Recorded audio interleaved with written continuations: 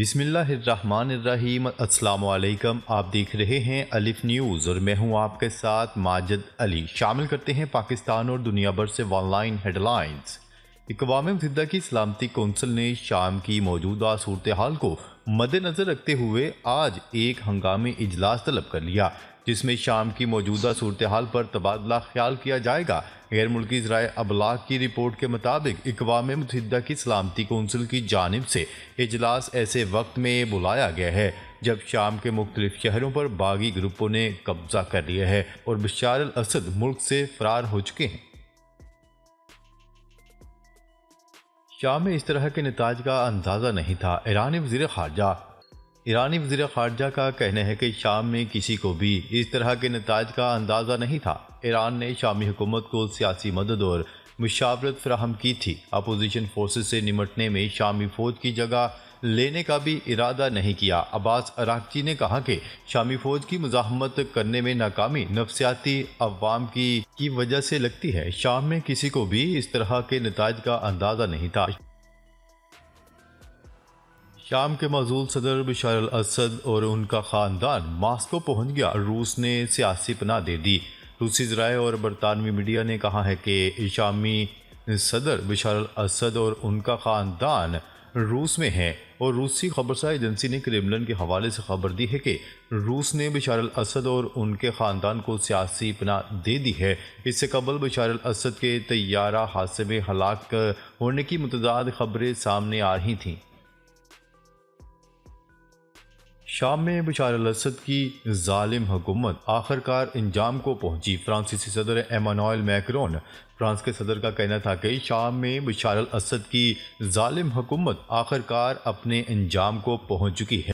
France کے صدر Emmanuel Macron نے ایکس پلیٹ فارم پر ایک پوسٹ میں شام کے صدر بشار الاسد کے اقتدار کے خاتمے کی خبر کا خیر مقدم کرتے ہوئے کہا ہے کہ پیرس مشرق وسطی میں ہر ایک کی سلامتی کے لیے پرعزم رہے گا۔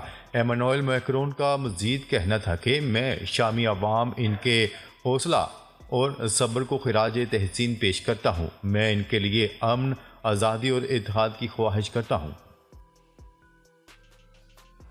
بشار الاسد حکومت کے دھڑن تختہ ہونے کے بعد امریکی فوج کے داعش پر فضائی حملے۔ غیر ملکی خبرسا ادارے کی رپورٹس کے مطابق امریکی فوج نے اتوار کو شام کے صدر بشار الاسد کی حکومت کے اچانک زوال کے بعد داعش کو فضائی حملوں کا نشانہ بنایا۔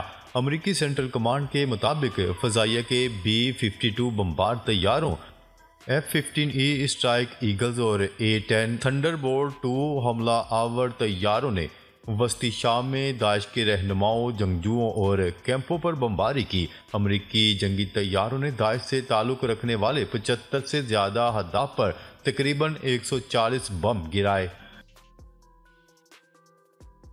ماسکو میں شام کے سفارت خانے پر دمشق فتح کرنے والی فورسز کا جھنڈا لہرا دیا گیا۔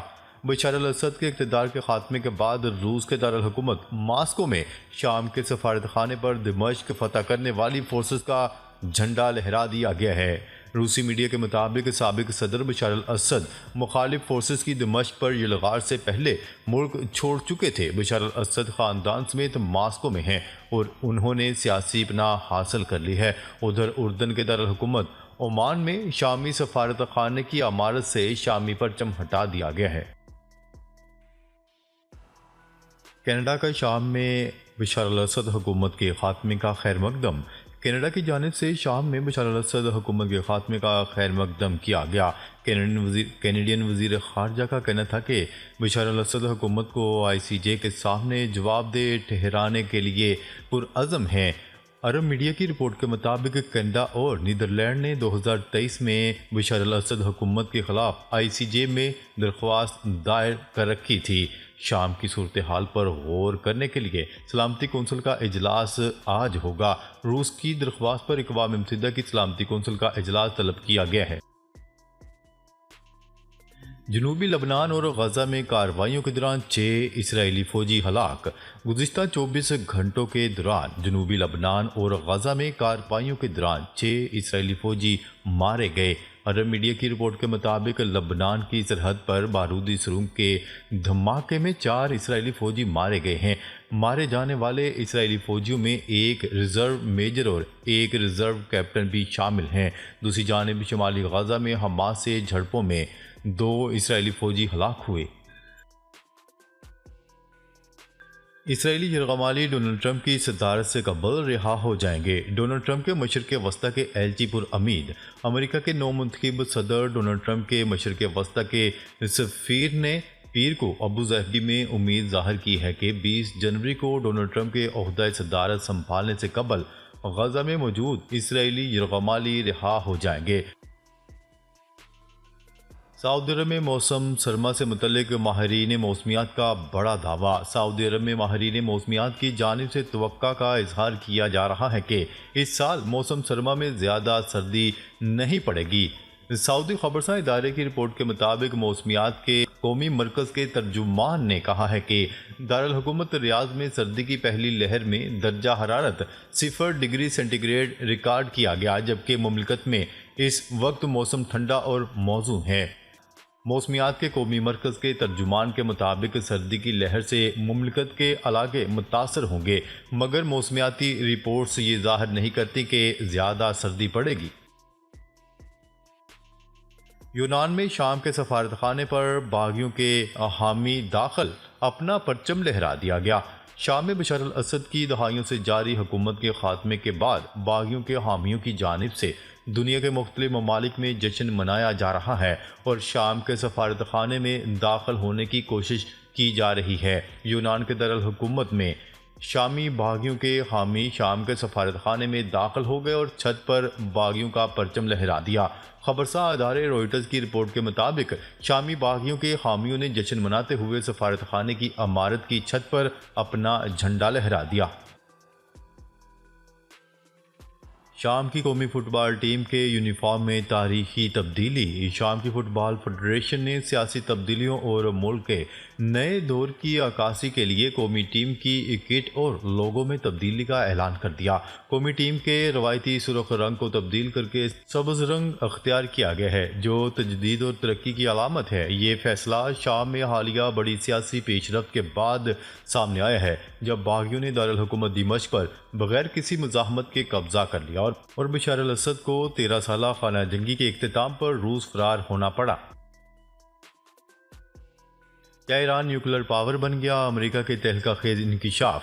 ایران کے نیوکلیر پروگرام سے متعلق امریکہ کی ایک تازہ ترین رپورٹ میں دعویٰ کیا گیا ہے کہ امریکی انٹیلیجنس کے اندازوں کے مطابق اسرائیل کی جانب سے نئے حملوں یا مغرب کی اضافی پابندیوں کا جواب تہران نیوکلیر پابندیوں کی حد عبور کرنے کے مزید قریب جانے کی صورت میں دے گا۔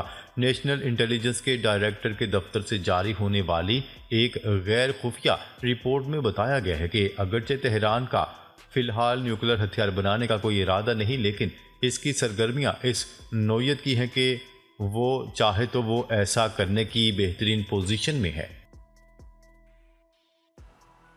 ڈونلڈ ٹرمپ کا امریکی شہریت کا پیدائشی حق ختم کرنے کا اعلان۔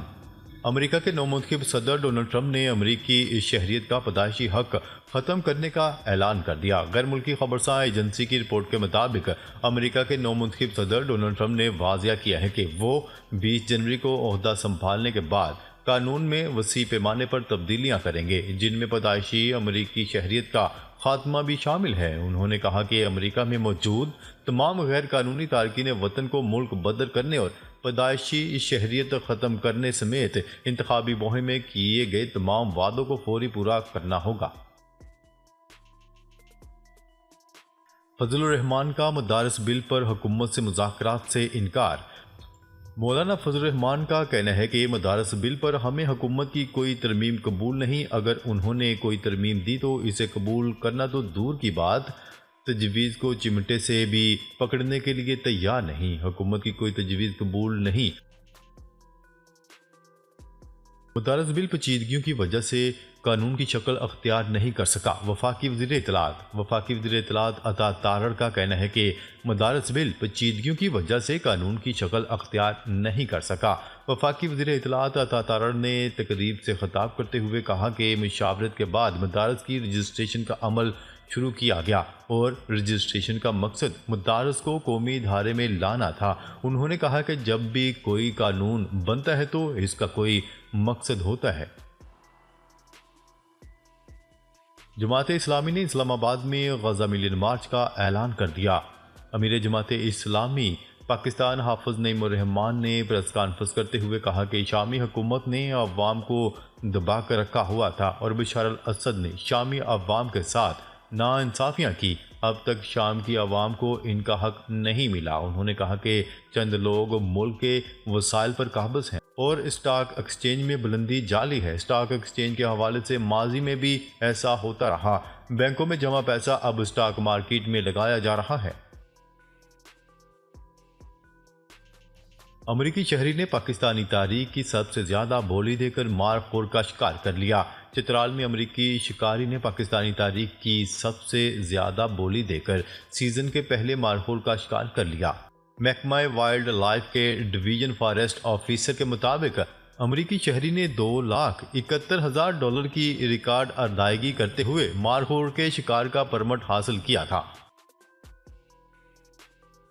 پاکستان کا آذربائیجان سے ایل این جی خریدنے کا فیصلہ۔ پاکستان نے آذربائیجان سے ایل این جی خریدنے کا فیصلہ کر لیا۔ پاکستان اس سے قبل قطر سے ایل این جی کی خریداری مؤخر کر چکا ہے۔ پیٹرولیم ڈویژن ذرائع کے مطابق Pakistan L N G limited نے ملک میں گیس کی طلب اور رسد کی مجموعی صورتحال کا جائزہ لینے کے لیے آج ایک ہنگامی اجلاس طلب کیا ہے۔